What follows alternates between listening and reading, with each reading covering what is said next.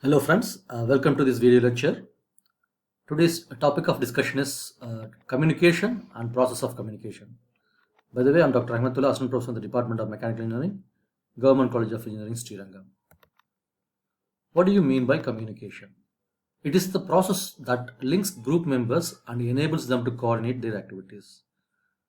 It is an exchange of information between people so that the common agenda will be carried out successfully. The exchange of messages between people for the purpose of achieving common interest. Whenever a group of people interact, the communication takes place. The exchange of information using shared set of symbols, words, some actions are called as communication. Communication builds and reinforces interdependence between various parts of organization.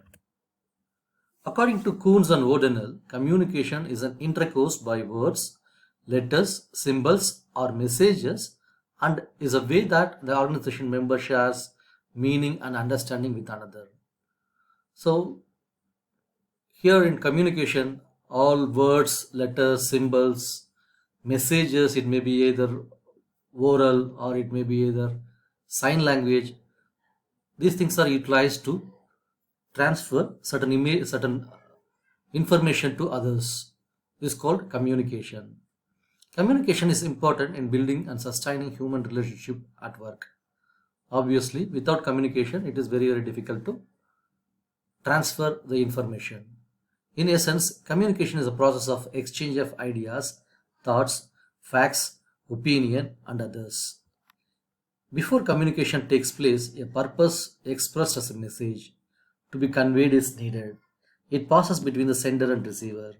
Here, the message is transferred from sender to receiver and receiver to sender as a feedback. Accordingly, the communication is completed. What are the most common ways of communication? People will communicate through speaking, that is creating kind of sound with meaningful words. Then the written communication is possible, visual communication is possible. Then finally, the body language, the sign language will help us to communicate between two individuals. What do you mean by the process of communication? The process of communication refers to the transmission or passage of information or message from the sender through a selected channel to the receiver, overcoming barriers that affect space. The process of communication is made of 7 parts, starting from source, that is sender, then process of encoding, message, the channel through which the information is passed on, decoding, receiver, and feedback. The source is the sender. He is the one, he wanted to communicate certain things to the receiver. Before sending the information, he has to encode the information. Encoding is nothing but converting the information in such a way that will be received properly by the receiver. Here the source also be called as sender or the communicator.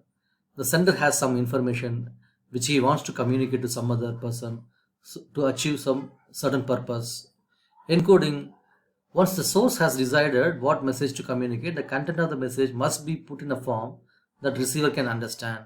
Either it may be a certain language, either it may be certain sign, either it may be certain body language, either it may be some symbols.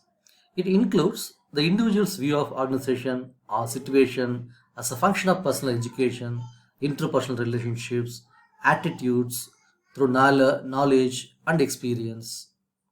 For successful encoding, the skill, attitudes, and knowledge are important. Without the requisite skill, the message of communicator will not reach the receiver in the desired form. Attitudes. Attitudes influence our behavior. Predisposed idea on a number of topics and communications are affected by these attitudes. Knowledge. Without knowing the certain things, what to communicate, it is very difficult to transfer the information. We cannot communicate what we want to know, what we don't know. We cannot communicate what we don't know. The amount of knowledge that the source holds about his or her subject will affect the message. What do you mean by the message? The message is the information that should be passed on. The message contains the thoughts and feelings that communicator intends to evoke in the response receiver. The message has two primary components. One is the content and the affect. Second is the affect. What do you mean the content? Content can be words, ideas, symbols, and concepts chosen to relay the message. Whereas the affect is the feeling or emotional components of message is contained in the intensity, force, and sometimes gestures of communicator. What is the channel? What is the channel of communication? The actual means by which the message is transmitted to the receiver. It can be visual, auditory, written, or some combination of these three is called the channel. Communication is in which the sender's voice is used as a channel. It is called oral communication. When the channel involves a written language, the sender is using a written communication. Or if he transfer something as a body language, it's called as visual communication. The fifth process is called decoding. Decoding means interpreting what the message means. The information is received by the receiver. He is trying to convert in a meaningful way. Depends heavily on the individual characteristics of the sender and receiver. Receiving and decoding a message are type of perception. Who is the receiver? The receiver is the one who receives the information.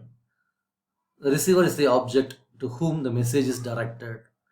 Receiving the message means one or more of the receiver's senses register the messages. Either it can be hearing information or seeing something or sensing through the sensors, your sensory stimuli.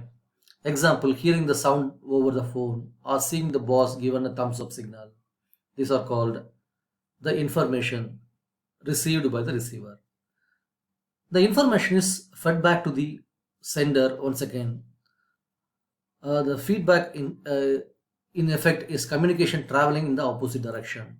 If the sender pays attention to the feedback and interprets it accurately, feedback can help the sender to learn whether the communication was decoded accurately and reached the receiver properly. Now we will move on to the different channels of communication. There are two different channels of communication. One is the formal communication. Second one is informal communication. Formal communication follows the route formally laid down in the organization structure. Whereas the informal communication, or it may be termed as grapevine, generally associated with interpersonal communication. Here, the most common term used for informal communications workplace is called grapevine. This communication sent through organization grapevine is often considered as a rumor or gossip. What are the means of formal communication? The formal communication can be a downward to a subordinate, or upward to a supervisor, or laterally to a co-worker, or diagonally to a different department. We will see one by one. This is the downward communication, a message traveling to one or more receivers at the lower level in the hierarchy. This is like the manager transfers information to foreman. In turn, the foreman transfers the information to the worker. This is like an organizational structure, regular organizational structure, and authoritative communication. Whereas the upward communication, the message is directed towards a higher level in the hierarchy. The worker will give some input to the foreman so that the foreman will transfer the information to manager. This is from up to down, down to up. So this information process is called upward communication. There are other modes of communications called horizontal communication and diagonal communication. Horizontal communication is the communication happens between the same level of people from the different departments. Takes place among the members of same work group, among members of work groups at the same level. Here the example is given: a marketing manager communicate to finance manager, the finance manager communicate to operation manager, and the operation manager communicate to market manager. This is called horizontal communication. The diagonal communication is the last one. Here the information can also move diagonally between and among levels of the organization. Here such a message from a customer service representative to a manager in the manufacturing department, or a message from the chief financial officer sent down to all department heads. So this is called a diagonal communication. The communication takes place from one department to another department and one level to another level. So the diagram indicates from higher level to next level. The higher level may be belongs to one certain department, the lower level may be the other department person. What are the different communication networks? The communication is transferred through different modes. There are different patterns through which the communication flows within the organization. The first one is called chain communication or chain network. Second one is the wheel type. Third one is circular one. Fourth one is free flow. Fifth one is inverted V. Here, the first one, the information is passed from A to B, B to C, C to D, and D to E, and vice versa is also possible. E to D, D to C, C to B, and A. Whereas the second one, information is passed from one source to different persons, A to B, A to C, A to D, A to E. Like E to A is possible, not E to B. Like in circular communication, A to B, B to C, C to D, D to E. Here the communication is rotational. The next one is free flow. Here anybody can communicate to anybody else in the team. A to B, A to C, A to D, A to E is possible. Like C to A, C to B, C to D, C to E is possible.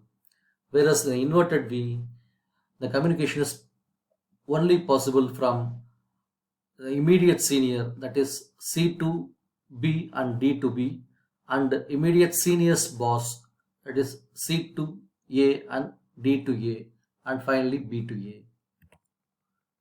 The single chain network is called a single chain network.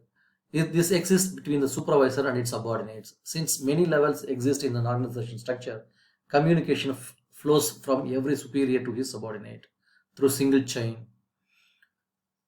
The second one is wheel network. In wheel network, all subordinates under one supervisor communicate through him only, as he acts as a hub of the wheel. The subordinates are not allowed to talk among themselves. This is like an HOD, principal communicate to HOD.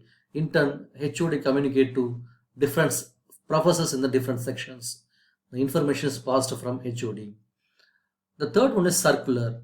In circular network, the communication moves in circle. Each person can communicate with his adjoining two persons only. From the image, it can be very easily can understand. A can communicate either to B or E, whereas the B can communicate to A or C. In this network, communication flow is slow. The fourth one is free flow. In this network, each person can communicate with others easily and freely. This flow of communication is fast in this network. Next one is, the final one is inverted V. In this network, a subordinate is allowed to communicate with his immediate superior as well as his superior's superior. However, in later case, only prescribed communication takes place. That's all about the communications and the different types of communications, modes of communications. These are some of the references I have used for this presentation. Thank you for your patience listening. Thank you.